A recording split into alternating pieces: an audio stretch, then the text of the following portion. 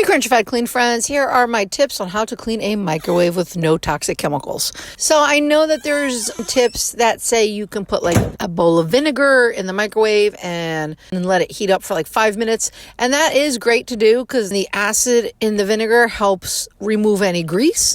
I don't like to do that as a professional cleaner because if I'm in your home, I'm not going to start digging through your cabinets looking for a bowl and have to carry a bowl of vinegar with me. That's great to do in your own home.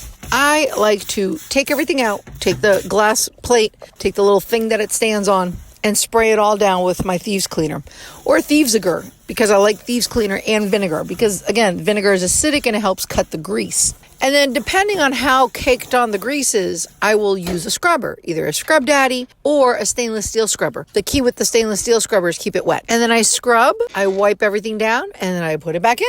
Easy peasy, Crunchified Clean. Hope you liked the video. Don't forget, like and subscribe, comment, make sure your notifications are turned on for more Crunchified Clean videos.